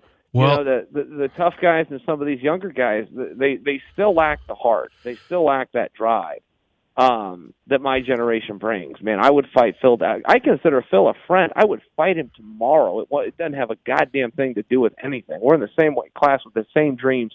Put them up. Is Phil the current champion? No, Liam. Yeah, Phil. No, Phil beat him. Phil beat him. Phil's the champ. Okay. Well, Ryan Bader had a meeting with Bellator this week. He's looking to come over. But, one person you brought up twice now on your own is the guy with the mohawk and the tattoos on his head. That's Chuck Liddell. Chuck has told me word for word, I don't owe the UFC anything anymore, and I can do anything with anybody. Could you imagine if we somehow convinced Chuck to come to Bellator and fight? Could you imagine a Tito and Chuck 3 or a Chael versus Chuck Liddell? Yeah, no, I hear you. And I love those fights, and sometimes you talk about the older guys. I really think this sport belongs to the new guys, the guys that are chasing the championship. I still see myself as one of them. But these fights do the numbers. Yes. Yeah, they do the numbers. Ken Shamrock's in his 50s, and how many people watched him? But I still train, to win the championship. But at the same time, I can also bounce up to this Legends division and take care of these guys and write my youth. My youth should have been written differently. It shouldn't be about Chael down at the dog park or under a tent somewhere in Vancouver with his mom and his quarter. It should have been about having these opportunities, fighting these same guys that I'm working over in practice, fighting these same guys like Tito that I worked over in the amateur ranks. So man, I still harbor that resentment. I love my career. I had a lot of fun with it. I got to see the world. I made a bunch of money, but I missed out on a bunch of matches and a bunch of notoriety. I knew exactly where I stood in the world. And as long as your name wasn't Randy Couture, you were not beating me. Chael, tell us, I know you want to continue fighting. Do you think win or lose? I mean, I know this is not his opinion. This is yours. Do you think Tito should continue to fight? Is he a big enough draw that, why not stay in it? Well, Tito's saying he's retiring after this fight. The only thing that's peculiar to that to me is he's acting like he has a choice. He's acting like he's the first fighter that I've retired. You don't know how many guys have got in there with me and gone, you know what, I just don't think this is for me, and gone to something else. Tito's just next, and if he wants to stick around and make this a cash grab, it's felt like a cash grab for a while. But that's totally his choice. Could he draw? Yes. Could he get a contract and get a license and go out and do it? Yes. So that is up to him. I take him at his word. The first time he said he's going to retire, I believe him. I think this will be it. And I think that'll be a sad day. I think he's got a very meaningful presence and charisma in the sport. I mean, like I said, I would love to see him fight Vanderlei again in Bellator. I'd love to see a Tito and Chuck 3 in Bellator. I think it'd be amazing. Let's change gears, Chael. We want to get your sound bites like everyone else. Tell us your thoughts about Dominick Cruz and Cody Garbrandt. We had both on the show in recent weeks. Dominick is somebody that Ian fought as well, and I've been close to him all my life. What did you think about Cody's ability to? Man, he totally shut down that movement. Well, he came off so dumb when he talked, but he sure fought smart, didn't he? Very true. Yeah, I'll tell you, you get these flashy guys like Dominick, and Dominick has such a unique style. All that movement, all that motion, his head's never where you think it is when you're throwing punches, getting to his body, his legs, his takedowns. It's so difficult the way that he comes out there and the movements that he does. Every era, though, along comes a guy. And what that guy does, and he takes over the world doing it, is he does the basics. He keeps his hands up, his chin down, he throws straight, hard shots. And it brings me back to that's all Mike Tyson did, the most unflashy guy of all time. Mike Tyson wouldn't even wear a robe to the ring. He cut a hole in a towel and walked out there with short boots and black trunks. And he brought the basics. And Cody, even though he had a little showsmanship and a little dance here or there, boy, his fighting was basic. There was no spinning this and backwards that, and it was basic. 1s and 2s down the middle. Get your head offline, step right back in, and repeat for 5 rounds. And they'll tell you from day one, it's basics that win championships. The other stuff gets oohs and ahs from the crowd. It wins matches, but the basics win championships. And I think Cody reminded us that. Now, I'll tell you this.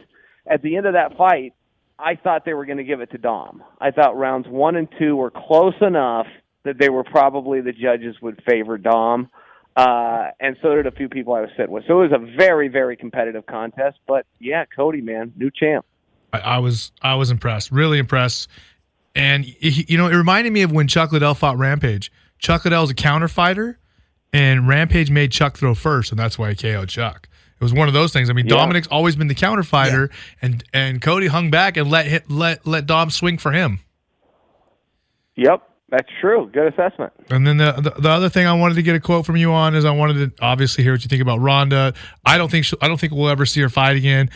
Ian and I talked about it in the weeks leading up to this fight. We thought after Holly that she would never ever be the same, and we were definitely right. Yeah, that fight wasn't a matter of saying, okay, Ronda, your jab didn't work, or your cross didn't work, or your defense didn't work, or your jiu-jitsu and judo didn't work. It wasn't a matter of that. It was a matter of she never tried a jab, a cross, judo, or jiu-jitsu. She never tried anything. She just stood there and got bludgeons. Her the only thing worse than her offense was her defense. She had no head movement, no parries, no angling off. And that isn't me kicking her while she's down. That's just reality. Fair analysis, all that I can say. She looked to me like a girl, and I'm a personal friend of Ronda's, but getting a hold of her in the last 12 months has been very difficult to do. She looked like a girl, speculating here, but I'm sure I'm right, that doesn't spar. She looks like a girl that hits the hell out of those mitts till she gets a black belt in mitt hitting. And there are those people that are like, oh, God, it's beautiful to watch them hit the mitts. It's a thing of science. It's a dance. It's wonderful. It's a rhythm. It's everything. But, boy, you put somebody in front of them that isn't playing along, and it's a totally different deal. And she looked like she had not sparred. It looked like she did not see those punches coming, let alone how to punch back or parry or block or step off or weave or dip. I just didn't see any offense or defense. As far as the performance went, it was the worst performance of the night. Best performance of the night was T.J. Dillashaw. Worst performance was Ronda, just because she never got started. So I have to give that long and negative assessment to then answer you in a positive fashion, which is I think Ronda does belong. I think she's got a spot. Is it at the top? No, those days are gone. And in truth, had you ever ran that division like a tournament with an architecture in place and had done a bracketing format, she never would have been champion. That was all a media lure. And not only was she never the best fighter in the world, we didn't know who the number one contender was. So we're throwing girls in there against her. Yeah, we don't know. We're told the media, a couple of the websites say it is, and you have to start somewhere. That's not wrong for the UFC. The men, we had to do that. The men too. Dave Manet was champion. Carlos Newton was champion. I'm not disparaging those guys, but in a regular situation with a division that has been formed, that's not going to happen. And so, look, you crown Ronda. They love that belt. That belt's great for marketing. We're starting to see that with all these interim titles they're throwing out left, right, and center.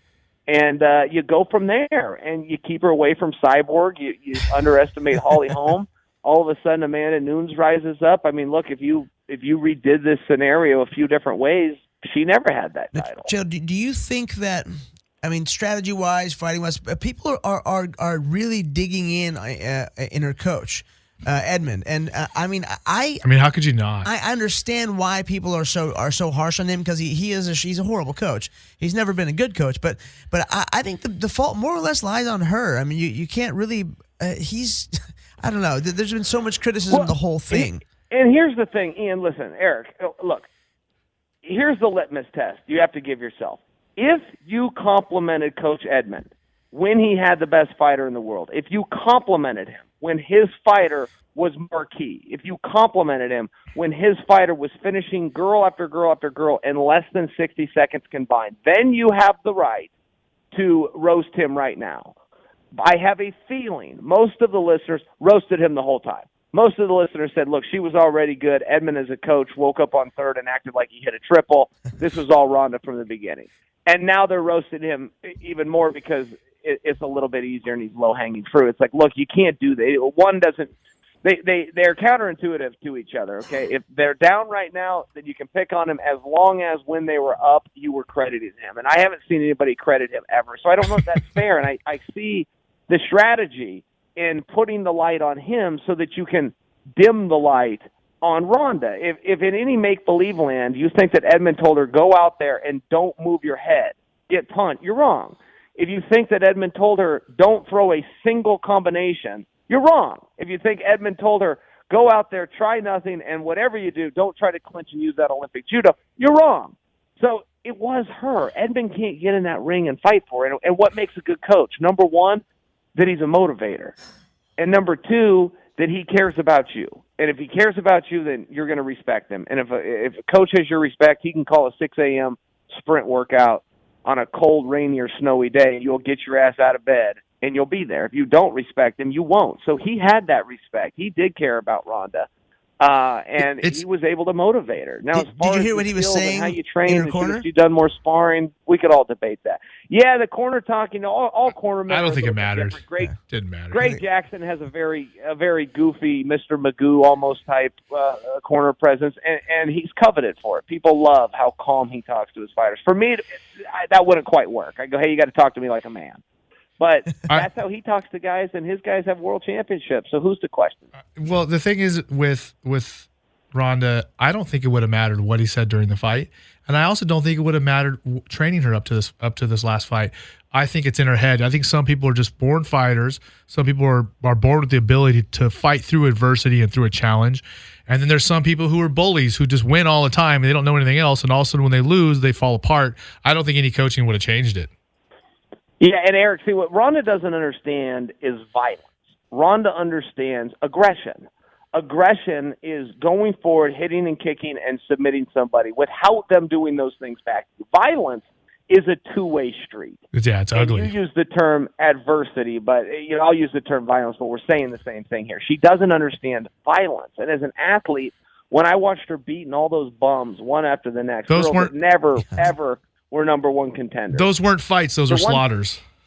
That's right. And the one thing I was thinking was, okay, the media is going to love this, but as an athlete, this concerns me because how do you train for 25 minutes when you're pretty confident you're only going to need less than 5?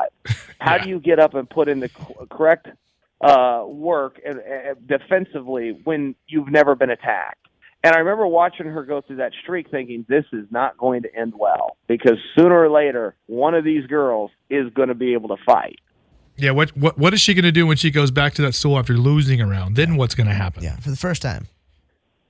Right, that's the big question. And, we saw it and it crumbled. And this isn't a kick Ronda. Believe it or not, this isn't a kick Ronda at all. This is just what happened. Look, good. I mean, if it wasn't for people like her and for Conor, fighters wouldn't be making more money like they have in the last couple of years, and they wouldn't be getting the same opportunities that they're been getting. So every fighter owes people like her and Conor something, but we're just calling it like we see it. Yes. Well said. I mean, to be honest, the whole Edmund thing, I think he must be a magician. I think he's got like some kind of spell on those people. I don't know how they're just think he's the greatest. Armenian voodoo. It's amazing. Yeah, and the Ronda stuff was amazing. So, again, I'll come back because I'm a personal friend of hers. But one thing that I did not know, and I was very disappointed and concerned to find out, I didn't know she didn't know that this was all fake. I didn't know that she didn't know. Guys, I'll remind you, it was 14 short months ago. They were talking about she could beat Floyd Mayweather. Oh, it was hilarious. And Dominick Cruz. And Freddie Roach was Freddie Roach, the greatest boxing trainer of all time, went on record saying she was the best boxer in all of mixed martial arts. Get the fuck out of here. Yeah, I mean, it's just a level of insanity, but this is what we had to live in, and they're saying that she was the greatest female athlete in the world, and they listed Serena Williams, the greatest athlete, period, in the world, Serena Williams. They listed Serena as number 2. I'm going, wait a minute. Ronda is a forming division. Nobody knows who's number 1, but nobody knows, more importantly, who's 2, 3, and 4, meaning who do you put against the person you declared number 1 at a press conference. So it's a mess right now, but boy, ride this horse into the ground. She's getting media opportunities. She's getting endorsements, sponsors, selling out arenas, huge paychecks, movie opportunities. She went from living in her car to having tens of millions of dollars. Good for her. Fuck it. Good job. You won. She's winning. You won at life. You won at life. But what I thought is that she knew that. I thought she understood, okay, I'm the media darling. They're going to say these crazy things. I'm none of those things. But let me go ahead and enjoy this. It wasn't until she started doing the suicidal talk after the Holly fight when I went, oh, my God, you've marked out for your own gimmick. It's okay to read those headlines. It's never okay to believe them because sometimes they're going to build you up to something you're not, and usually they're going to tear you down to something you're not. Hey, none of that's real. Enjoy the print. Enjoy being out there. Enjoy that the three of us are talking about you right now, but don't let it affect your day tomorrow. Yeah. Now there's some words of wisdom from the gangster from West Lynn, Oregon. I think it's a good spot to end up there, Chael. Yeah. So, Erik, don't you feel like after all these years, maybe you owe Chael an apology? Would you like to do that here today? You weren't exactly so nice to me back on the days of the underground forum. Old Chael took a couple of lumps a time or two. You know what, Erik? I actually think it was back in the Babalu day, but now that I know that you were his cornerman, now I respect you more. That just means here's what it all goes back to. It goes back to the fight at Huntington Beach that you guys fought 2 rounds, and most people would say each person won a round, and then after the fight, the promoters told the California Athletic Commission they're fake fights. This is who's going to win the fight. But they didn't tell us that. So after 2 rounds, we're going to go a 3rd round. I think Babalu won 1 round, Chael won a 2nd round, and they're like, the fight's over. Chael Sonnen's the winner, and then Chael ran around and told everyone he won. And I was like, fuck that, he didn't fucking win that fight. He won a round. Yeah, you're so right. So I fully agree with you that it was 1 apiece. I thought that was a draw. But Chael promoted himself off that fight. I beat Renato Sobral. Fuck you guys. Yeah, but hold on. It wasn't quite as crazy as it appeared. So, two rounds was the fight. He won 1, I won 1. However, we were prepared for 3 rounds, and the momentum was going my way. So we're prepared for 3 rounds. We were told it was 3 rounds. We look over. Babalu's got his gloves off, sitting on Marco Huaz's shoulders, pumping his fists around the ring, and we're going, hey, get back down here. We got 5 more minutes. He refused to do the 5 minutes. Now, all we knew is he refused it, which means, fine, I win. You're throwing in the towel. Well, more confusing, no, he was told by the promoter it was only 2 rounds. So And then the promoter said, no, I told you that too. He said, when, Paul? We got a contract. He goes, I told you after the first round. This is the last round. It's like, okay, first off, we didn't hear you. And second off, even if we would have heard you, we never would have thought that you could change. We didn't even know this was possible. We didn't know this was an unsanctioned, he was pulling a fast one on the commission. But the bottom line was they called me the winner. That makes me the winner. I mean, that's how it works. Believe me, I've been robbed. Believe me, he says, believe me. When they make the decision, you kind of got to just walk away and go, well, that wasn't right. And I knew it wasn't right. I don't maintain it was right. That was a draw. It was 2 rounds. He won 1. I won. Yeah, for sure. 1 round each. But they called me the winner. What was I supposed to do? Say, oh, they're wrong. I mean, what do? You do what I do. You make the best of it. Exactly. I'm not mad at you. I just was saying I didn't believe it. I wasn't mad at you. It was funny. But I thought you wanted to hear the story. That's the story. No, I believe funny. Pretty funny though. No, so those promoters, Babalu was like looking for those guys for months afterward. Like him and Marco and Pedro were gonna hurt him after that show. Oh, I believe it. They were literally looking. Babalu's great. Those guys and Marco was mad too. And those what were the name of the promoters? It was the guys from Speedwear. What's his name? There was Paul. Dave. There was Dave, Paul and Dave. One of them was hiding in a closet. I found out later on. I would hide fucking in a closet too. Marco and Babalu were running around. The place at the time was called the Galaxy Theater. Now it's called the Observatory. It's still a great venue. They have big shows there all the time. And they were searching the venue, and Paul was hiding in a closet somewhere. I found out later on. Probably a smart move. Good job. Yeah, very smart idea. Well, okay, you know what? In the interest of peace, I will go ahead and say sorry for all the negative things I said. You were right. They gave you the win. You won the fight, Chael. I accept your apology. Great working with you, man. Have me on more often. Yes. We love it. And we'll have us on the show. Have us on your show. How is your show going? Number 1 in the space, 500,000 downloads per episode. Beautiful. Which is pretty good. The goal was 4, so we hit 5. There you go, sir. Amazing. That's awesome. We did ourselves, and I got to tell you, sometimes there's episodes where I talk about absolutely nothing, and I'll ask myself, who and why would anybody listen to this? But they keep on coming back. Believe me, we look at our numbers and we're like, wow, like that many people really want to hear us? We can't believe it. Yeah, it's cool. It's a flattering thing. All right, you guys are awesome. Keep it up. Thank you so much for coming on the show. You are the man. We will see you on January 21st. Again, you guys watch on Bellator, Spike TV. Chael Sonnen, the bad guy from Westland, Oregon, taking on the Huntington Beach bad boy, Tito Ortiz. Chael, we'll talk to you soon. Yeah, and if either of you see Tito, you tell him Chael Sonnen's looking for him. I will tell him when I see him tomorrow. We see him a couple times a week at the Ruka gym, and he talks to Ian, but he doesn't talk to me. He and I don't get along at all. There you go. Sold. Awesome. I love talking to that man. Man, he's good.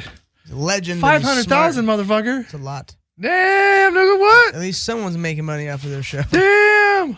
Hey, listeners, Erik Apple from American Animals, and today's podcast is brought to you by Amazon. It's really easy to support American Animals. Before you shop at Amazon, and we know you all do it, go to our website. That's the number 2, AmericanAnimals.com, and click on the Amazon banner on the homepage. It's that easy. Remember, that's 2AmericanAnimals.com, and click the Amazon banner before you shop. You are here at American Animals with Ian McCall and Erik Apple. We are in Hollywood, California. As always. And that was quite an interview with, am I imagining things? Is it Chael P. Sonnen? It is Chael P. Sonnen. Did I just make that up in my head? The motherfucking gangster from Oregon. From Westland, Oregon. The mean streets of Westland, Oregon. And the funny, as Daryl told you about Westland. Oh, yeah. Daryl told me, like, you could live there for 30 years and never lock your front door, and it's okay. Exactly. And Daryl Christians is my wrestling coach, and a very good wrestler. Competed in World Games and wrestled with Chael. So it's someone that's very close and with a lot of those high level wrestlers. And man, they're a funny breed. I guess I'm one of them. Yeah. Well, I thought it was great talking to Chael. Yeah. Much knowledge that guy has. I love that he called me out, a fucker. Yeah, he did. All right. You had it. You deserved it. I guess I had it coming. Yeah. But what a good talk with him. His podcast is doing well. Everyone loves to hear what Chael Sonnen says. So hopefully we get some of those sound bites out of him that we can use. We'll put on Twitter and YouTube and Facebook. I love it.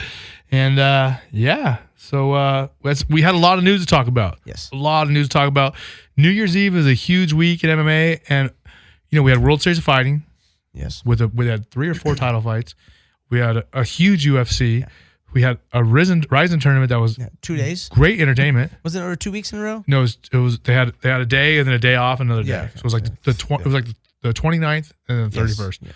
And they had there were actually a couple fights we didn't talk about. There was even more guys.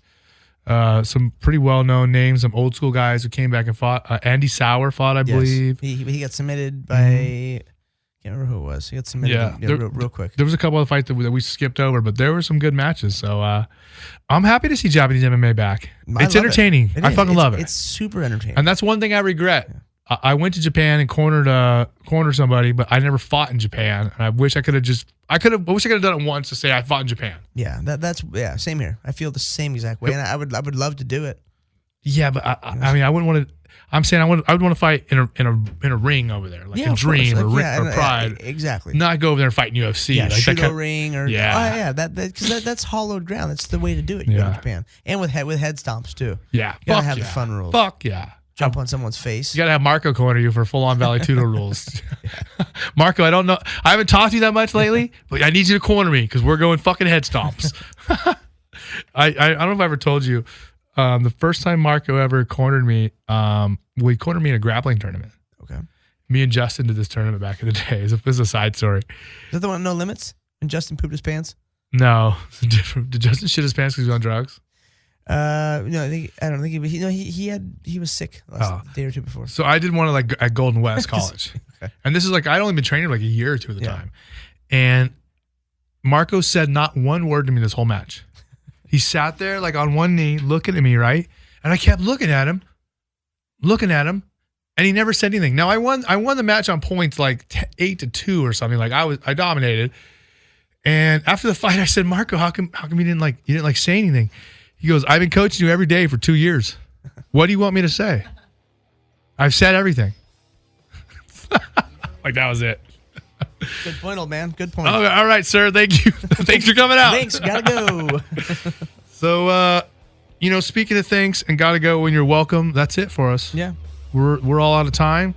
Thanks for listening, people. I'm going to finish with remind you guys, check us out on bjpen.com, MMA.tv, The Underground. Thanks to Erik.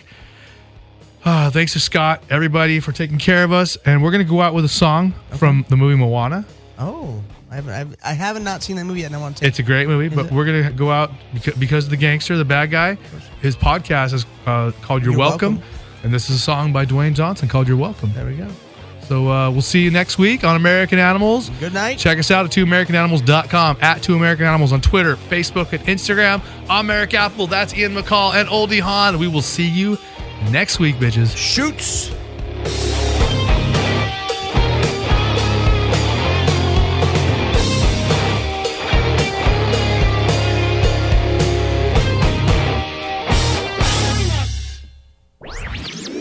This podcast was a presentation of lineupmedia.fm.